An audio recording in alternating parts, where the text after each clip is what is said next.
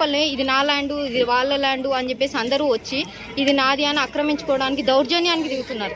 నిన్న నేను ఒక్కదాన్నే ఉన్నాను. నేను నిన్న వర్క్ ఫ్రమ్ హోమ్ ఇంట్లోనే ఉన్నాను కాబట్టి అయినా నా కాలు చేతులు వణుకుతున్నాయి. నేనేం చేయాలో అర్థం కాదు.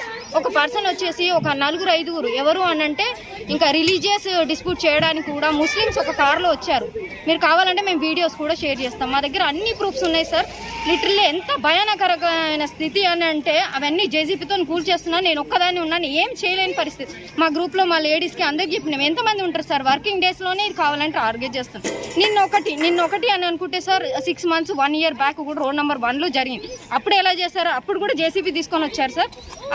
అందరి సమక్షంలో వేరే వాళ్ళతో రౌడీలను తీసుకొని లేడీస్ వస్తున్నారు. ప్రతిసారి వీళ్ళు లేడీస్ ఆపడానికి వస్తున్నారు అని చెప్పేసి లేడీస్ గ్రూప్తో చాలా మంది ఎంత అంటే అన్ని పారలు అవి దౌర్జన్యానికి వచ్చారు సార్. మేము పోలీస్ స్టేషన్ కూడా వెళ్ళాము.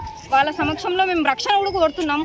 నిన్న జరిగిన విషయానికైతే మేము హడలెత్తిపోయి ఎంత భయానకర స్థితి అంటే నిన్న 10:30 వరకు కూడా పోలీస్ స్టేషన్లో ఉన్నాం. మేము ఒక బ్రోకర్ ఇంట్లో పనిచేసిన ఒక బ్రోకర్ ఆయన కోటీశ్వరుడు అయిపోయాడు. ఆమె కన్నా ఎక్కువ ఆయన సంపాదించినట్లు లెక్క ప్రకారం.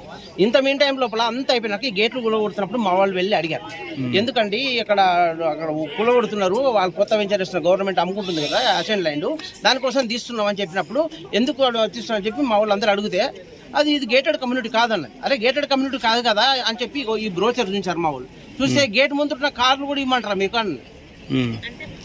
గేట్ బొమ్మ కాకుండా కార్లు కూడా పెట్టాను కూడా, కార్లు కూడా కావాలన్నా మీకు అని అడిగింది ఆమె ఓనర్. ఇప్పుడు ఈ బిల్డర్ ఆమె పేరు గుర్రం విజయలక్ష్మి. గుర్రం విజయలక్ష్మి. ఆమె జిఎల్స్ అంటే గుర్రం లక్ష్మి కన్స్ట్రక్షన్ అదే పేరు మీద ఉన్నది. చాలా కొద్దిమంది పిల్లలు అయితే డబుల్ రిజిస్ట్రేషన్ ఉన్నాయి. అంటే వేరే ఫైనాన్షియల్ ఏజెన్సీ వాళ్ళకి కూడా కుదబెట్టింది. అంటే డబ్బులు ఇచ్చిన వాళ్ళకి కూడా కుదబెట్టింది.